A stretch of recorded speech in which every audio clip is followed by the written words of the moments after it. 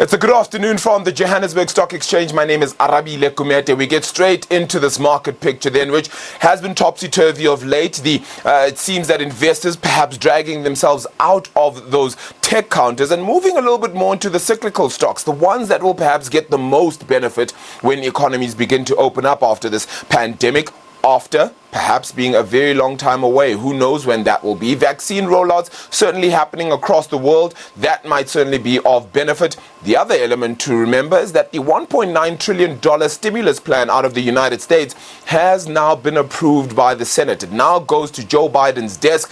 Perhaps it means a little bit more money into the global economy. And maybe the riskier assets get some sort of benefit. And if that benefit can be seen in any way, well, it's seen in this market picture. Yesterday, we saw the NASDAQ drop off into a 2% drop in yesterday's trade, now meaning that from its ultimate high, it's now hit a drop of more than 10.6%. That puts it in correction territory. But that sentiment didn't flow completely through into the rest of the market. Out in Asia, we saw some sense of positivity. It was just the Shanghai Composite, which was unfortunately negative, going down 1.8%. So big fall off on that front there. But the Nikkei out in Japan is up 1% better off, with the Hang Seng 0.8% stronger as well to close out the trading picture. So a pretty mixed one out in that front, even with Australian counters doing very well initially.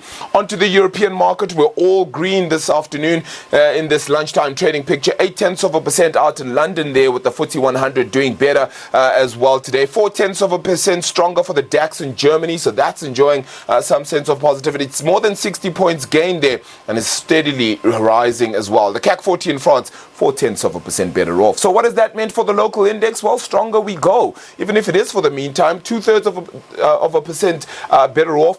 Do we head back towards 69,000 points? Perhaps the question is 70,000 points. How soon can we get there?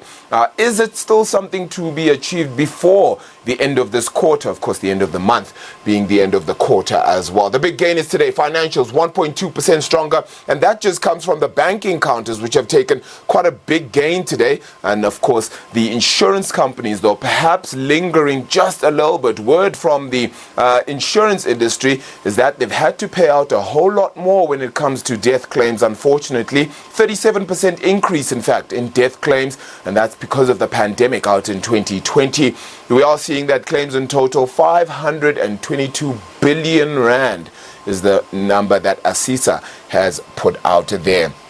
So we're seeing the gold miners also managed to gain 2.7%, which overall should be pushing resources higher, but it does seem that the conglomerates, the likes of BHP, unfortunately not doing too well today. So that has dragged the resources lower. 1.24% better off for the industrials then. That takes its positivity from the Asian market, and it has gone into positive territory. In terms of stocks that have gone up, City Lodge, Massmart, Etel Tal, all more than 4% better off, with City Lodge in fact doing some good work. Some high numbers there, 9.3% stronger. In terms of negativity, though, Sibanye, Stillwater is 2.5% weaker, sitting at around 71 Rand a share this afternoon. Onto the commodities market, all green. So we're headed higher. Brent crude oil is up 1.2%, headed back towards that $70 a barrel mark, which it did reach yesterday then, which will be very interesting as to see whether that will remain the case then. As you see more money perhaps flowing into the rest of the world, you're seeing crude supply out in the United States also take a draw down ever so slightly, meaning that supply is the same, but demand is beginning to pick up. So that might go a little bit higher. Platinum and gold also getting some positivity today. Against the US dollar, the rand has actually fared very well, 1.5%. We're now sitting at 15 Rand 29. We're at 15 Rand and 50 cents very early on this morning. So we have gained at least 21 cents or so in this afternoon trading picture. The euro at 18.21, and it's 21 Rand 23 cents for a British pound. Roy Mutoni then joins us now from Absa Asset Management as we get to chat a little bit more about this market. Roy, thank you so much for the time. I suppose the big starting point actually should be that GDP figure. South Africa shrinking by 7% in the entire year of 2020. I suppose it's better than things could have actually been. Forecasts were for initially double digits, and then everyone said about 8. Then now everyone's come to about that 7 level, so it's in line with expectations. But I think the thing to note in this number is that momentum did slow in the fourth quarter. And I think this was on the back of the reinstatement of the lockdown and a bit of a surprise from that. So that's the problem now, that the momentum was good. It slowed down in December, and there's evidence that in this first quarter that momentum has continued to slow. Yeah, so the recovery then perhaps isn't going to be where we want it to be, right? I mean, we expect things to perhaps either stay the same or get a sense of the mining and manufacturing data, which is said to also be released. And that could mean that we unfortunately don't get ourselves back to pre-2020 levels or pre-2019 levels, if you want to call it that, for quite some time here as well. Certain sectors really suffering.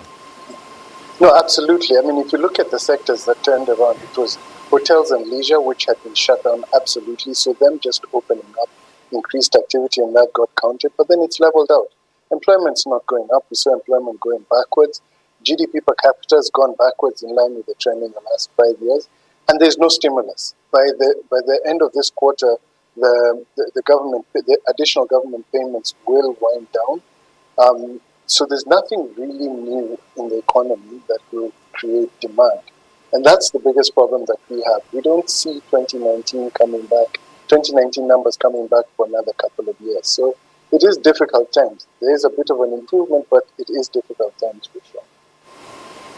Yeah, that certainly does paint a not so good picture then for a country that continues to harbor some sort of sentiment towards things like construction as well being the lead when we try to grow our economy. So we'll see how things fare there. On the international front though, the 1.9 trillion stimulus bill out of the United States now finally being passed by the Senate across party lines, staying 50 to 49, then the Democrats taking that one.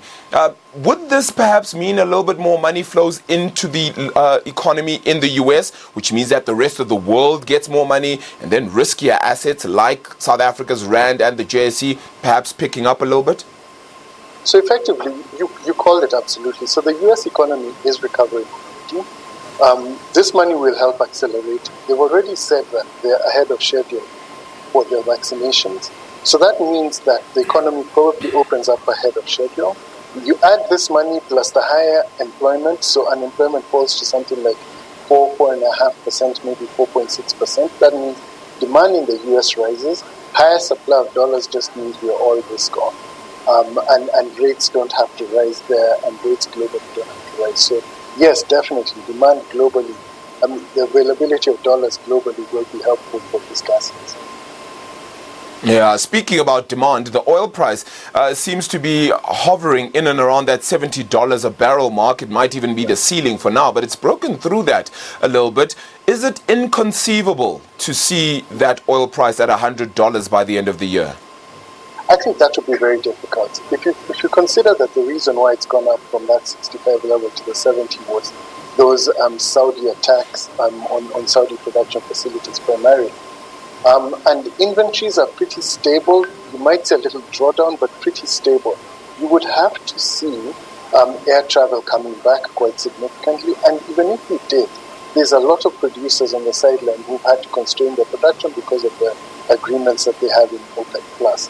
So there is supply on the sidelines, even if demand does come up. And I think what you're probably going to see is more stable pricing in that 65 to 70 range. I think if US drilling starts up again, you may even go below that. I think 100 is quite a long way off. Yeah, it does seem a little bit of a long way off, considering where things have been, of course, also of late as well. All right, very quickly then as well, the Rand has taken a bit of a hit. I mean, earlier this morning it was at 15 Rand and 50 cents against the US dollar. So yes, we're slightly better off now at around 15.29, but we're still firmly above that 15 Rand mark. Is there some sense of positivity in the numbers that could come through here? Is it, presumably today it's really just because of the GDP print? No, really, I think what happened today was a follow-on from last night, where US rates came back off that 1.6 to about 1.5. I think they touched about 1.65, now they're back at 1.5, which just gave a bit of strength to the rand. That's pretty much what we're seeing right now, because we're seeing it in EMs as well. SA rates have gone up. The yields of the bonds have gone up, making us a little bit more exciting to international investors, particularly when these US rates go down. So I think I think the budget, not the budget, sorry, I think the numbers this morning were interesting, but nothing new. So the real driver is what's happening globally rather than domestic stuff, to be honest.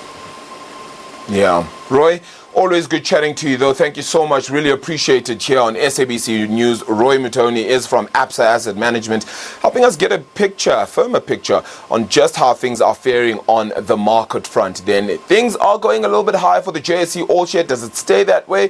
Well, you'll only be able to tell by 5 p.m. this evening. Thank you so much for joining me here at the JSE then.